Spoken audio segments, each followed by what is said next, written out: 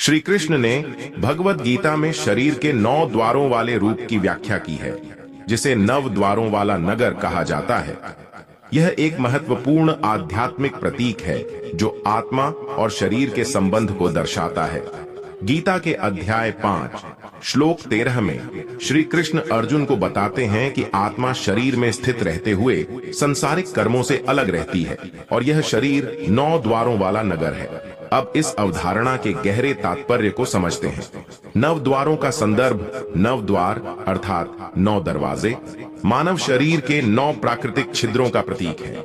1 2 आंखें दृष्टि के लिए, 2 कान श्रवण के लिए, 3 2 नासा छिद्र श्वास के लिए, 4 1 मुख बोलने भोजन करने और पानी पीने के लिए, 5 गुदा मल त्याग के लिए, 6 लिंग पुरुषों के लिए या योनि स्त्रियों के लिए, मूत्र त्याग और प्रजनन के लिए इन द्वारों का प्रतीकात्मक महत्व है जो इस संसार में हमारी इंद्रियों के साथ जुड़ाव और बाहरी जगत के साथ हमारे संपर्क को दर्शाते हैं।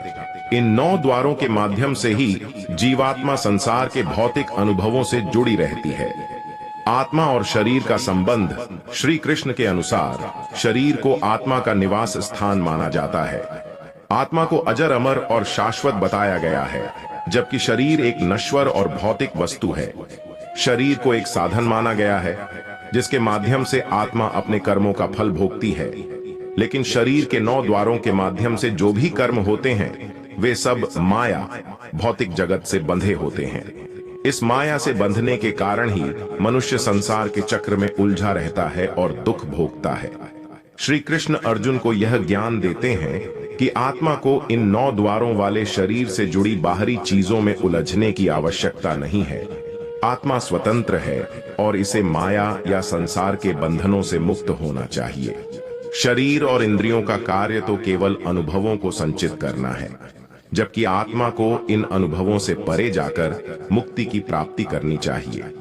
कर्म और शरीर के 9 द्वार श्री कृष्ण कर्म की महत्ता पर जोर देते हैं, लेकिन साथ ही यह भी बताते हैं कि कर्म करते हुए भी आत्मा को निष्क्रिय रहना चाहिए। गीता के अनुसार मनुष्य को अपने सभी कर्म परमात्मा को अर्पित कर देने चाहिए और फल की चिंता नहीं करनी चाहिए।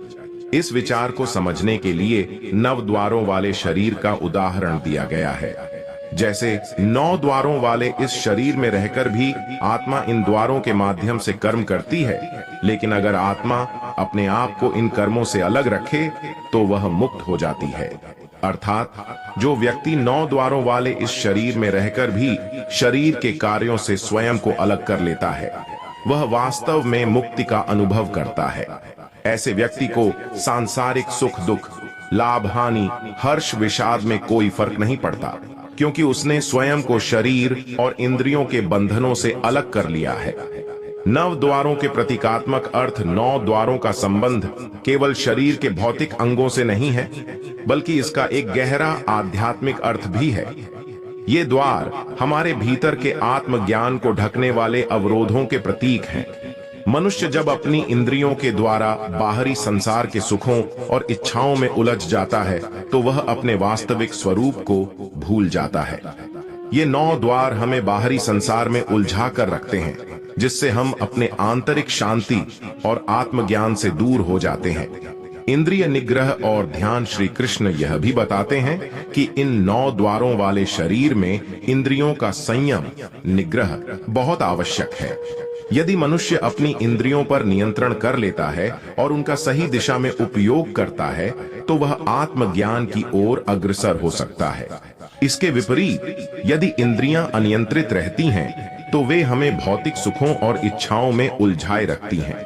इंद्रियों को नियंत्रित करने का एक प्रमुख तरीका ध्यान है। श्री कृष्ण ने भगवत गीता में ध्यान और योग के माध्यम से इंद्रियों को नियंत्रित करने का मार्ग बताया है। ध्यान के द्वारा मनुष्य अपनी इंद्रियों के आकर्षण से परे जाकर आत्मा के साक्षात्कार की ओर बढ़ सकता है। ध्यान के माध्यम से व्यक्ति अपनी इंद्रियों के 9 द्वारों को बंद कर सकता है और आंतरिक शांति प्राप्त कर सकता है। 9 द्वारों से परे जाकर मुक्ति का मार्ग श्री कृष्ण 9 द्वारों वाले शरीर के माध्यम से यह समझाते हैं कि शरीर का स्वभाव भौतिक है, लेकिन आत्मा का स्वभाव आध्यात्मिक है। शरीर के 9 द्वार हमें इस संसार से जोड़ते हैं, लेकिन आत्मा इन द्वारों के पार जाकर मुक्ति का अनुभव कर सकती है। शरीर के माध्यम से भले ही हम संसार में कर्म करें, लेकिन हमें इन कर्मों से स्वयं को जोड़ना नहीं चाहिए। आत्मा का असली उद्देश्य संसार से ऊपर उठकर परमात्मा से मिलन है। शरीर केवल एक साधन है जिसके माध्यम से आत्मा अपने उद्देश्य की पूर्ति करती है। यदि मनुष्य शरीर के 9 द्वारों से जुड़ी इंद्रियों को नियंत्रित कर लेता है और ध्यान तथा योग के माध्यम से आत्मा की शुद्धि की ओर अग्रसर होता है, तो वह मोक्ष प्राप्त कर सकता है। यह मोक्ष या मुक्ति ही आत्मा का अंतिम लक्ष्य है, जो श्री कृष्ण के अनुसार भौतिक संसार से परे है। आत्मा का स्वतंत्र अस्तित्व श्री कृष्ण ने यह भी बताया कि आत्मा इन 9 द्वारों वाले शरीर से बंधी नहीं है। आत्मा तो स्वतंत्र है, शाश्वत है और अमर है। जब मनुष्य यह समझ लेता है कि वह केवल शरीर नहीं है, बल्कि शरीर के भीतर स्थित आत्मा है, तब वह जीवन के वास्तविक सत्य को जानने लगता है। गीता में श्री कृष्ण ने कहा है कि जो व्यक्ति यह जान लेता है कि आत्मा अमर है और शरीर केवल एक साधन है, वह संसार के बंधनों से मुक्त हो जाता है। ऐसा व्यक्ति जीवन के हर क्षण में शांति और संतोष का अनुभव करता है, क्योंकि उसे यह ज्ञान हो जाता है कि उसकी आत्मा अनंत और अजर अमर है। श्री कृष्ण ने 9 द्वारों वाले शरीर का वर्णन करते हुए आत्मा और शरीर के गहरे संबंध को उजागर किया है। यह शरीर 9 द्वारों वाला नगर है जिसमें आत्मा निवास करती है।